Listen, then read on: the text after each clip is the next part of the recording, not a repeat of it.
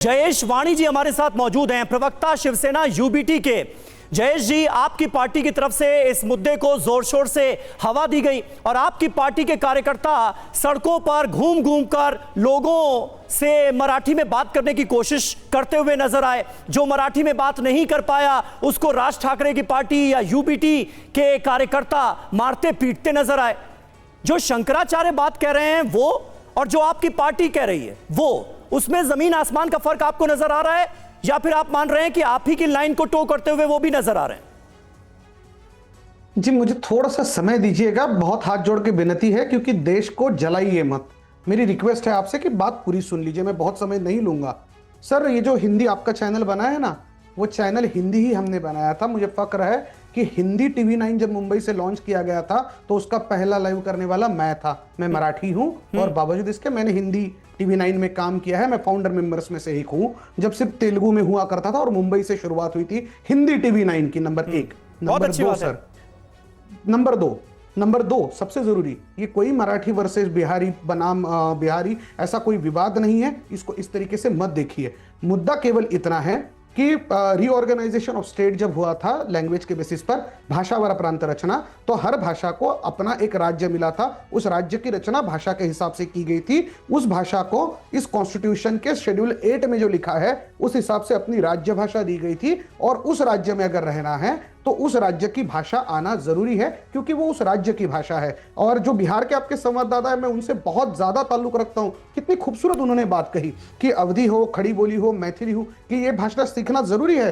हाँ बिल्कुल, अगर आप बिहार में हो तो आपको ये भाषा आनी चाहिए। आप बिहार में बताओ, अरे भाई पाबंदी थोड़ी लगा देंगे, डंडा लेके थोड़ी खड़े हो जाएंगे आप। जयेश जी सुनिए ना, बात में फर्क है। भाषा को लेकर कोई विवाद नहीं है, भाषा को लेकर कोई विवाद नहीं है। जयेश जी, मुझे पता था आपका प्रोपेगेंडा जब। जयेश जी एक मिनट सुनिए जरा, सुनिए जरा, और थोड़ी देर के लिए अपना ये जो विवाद वाला प्रोपेगेंडा है ना भाषा को लेकर, उसे परे रख दीजिए, उसे परे रख दीजिए, क्योंकि भाषा को लेकर कहीं कोई विवाद नहीं है। मैंने शुरू किया है, जब आपने शुरू किया, मैं तो कह रहा हूं। अरे सुनिए ना जयेश जी, नौकरी जाते हो आप, बिहार में अगर नौकरी करने जाते हो तो आपको मैथिली, अवधी, खड़ी बोली या उनकी जो भी भाषा है बिहार की प्रॉपर भोजपुरी, नहीं कोई जरूरी थोड़ी है, कोई जरूरी थोड़ी है। अगर कोई मराठी भाषी शख्स बिहार में जाकर नौकरी करना चाहता है तो उसको भोजपुरी, मैथिली बोलना जरूरी थोड़ी है। ये कहां का रूल है? चलिए, ये कौन सा संविधान फॉलो कर रहे हैं आप? अब सर, अब जयेश जी, मराठी बोलना या फिर किसी और भाषा को सीख लेना बहुत अच्छी बात है। आप बड़े जल्दी एक्साइट। अरे जयेश जी सुनिए ना, एक मिनट सुनिए, एक मिनट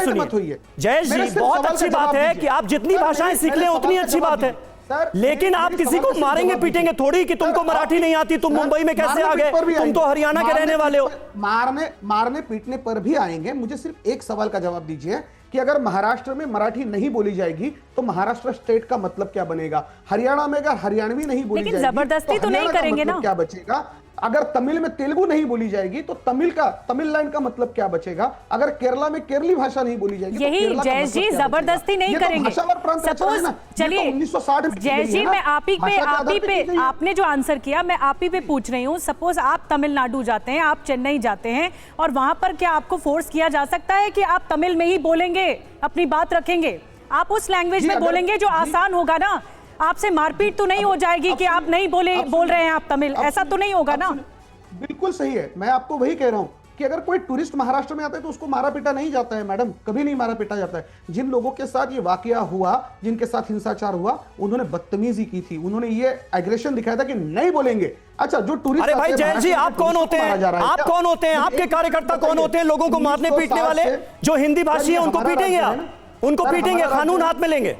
अच्छा, हमारे राज्य में हमारी भाषा नहीं बोलेंगे तो? अरे आपका राज्य क्या? आपका राज्य क्या? महाराष्ट्र क्या भारत का हिस्सा नहीं है सर? आपके घर या बिहार भारत का हिस्सा नहीं है आपके हिसाब से? सर आता मला सांगा, मी तुमच्याशी मराठीत बोलतो, तुम्ही मराठीत बोलला पाहिजे, हा माझा आग्रह आहे। बिल्कुल नहीं बोलना पड़ेगा, बिल्कुल नहीं बोलना पड़ेगा। इस देश का कोई भी बाशिंदा, किसी भी राज्य से ताल्लुक रखने वाला शख्स वो महाराष्ट्र जा सकता है, अपनी भाषा बोल सकता है। आप जबरदस्ती थोड़ी करेंगे। देखिए, आप आराम से एकदम चिल्लाइए मत। मैं आपके चैनल पे आया हूं तो आपकी भाषा बोल रहा हूं, वही है। आप हमारे राज्य में अगर आ रहे हो तो हमारी भाषा, और किसी को नहीं आती तो इसको थोड़ी लागू है। आप किसी को नहीं आती तो हम तो रिक्वेस्ट करते हैं, लेकिन अगर आप ये एग्रेशन दिखाओगे कि नहीं बोलेंगे तो क्यों बर्दाश्त किया जाएगा? फिर महाराष्ट्र में अगर मराठी का आग्रह नहीं होगा, वल्लभ जी, तो कहाँ होगा? क्या ये बात लॉजिकल आपको नजर आ रही है? मतलब जिस भी राज्य में जाए कोई भारत का रहने वाला नागरिक वो वहां की भाषा सीखे, नहीं तो उसके साथ मार पिटाई होगी। अगर वो वहां पर 1 मिनट हो गया जयेश जी, भाषण हो गया आपका, प्लीज अभी थोड़ा सा इंतजार कीजिए। अब वल्लभ जी को भी सुनिए जी।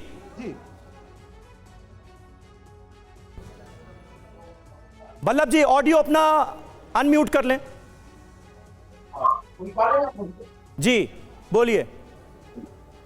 देखिए, भारत की अखंडता और एकता के लिए जरूरी है कि हम सब इसकी विविधता में विश्वास करें, चाहे ये भाषाई की विविधता हो, चाहे ये धर्म की विविधता हो, चाहे ये जात की विविधता हो या प्रदेश की विविधता हो, जितनी भी विविधता है उनकी उसमें एक एकता ढूंढना ही हम लोग को भारत की अखंडता बनी रहेगी।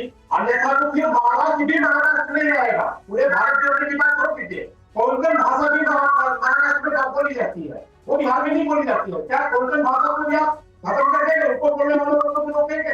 क्या कोंकण बिहार में बोला जाएगा?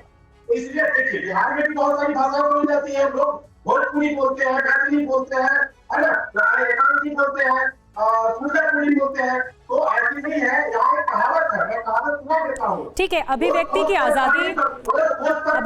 आजादी हर जगह है, भाषा सीखने की भी आजादी हर जगह है, ये स्वेच्छा है आपकी, आप कितनी लैंग्वेजेस सीखते हैं, लेकिन किसी पे थोपा जाना नहीं चाहिए और थोपे जाने के एवज में गुंडागर्दी भी नहीं होनी चाहिए।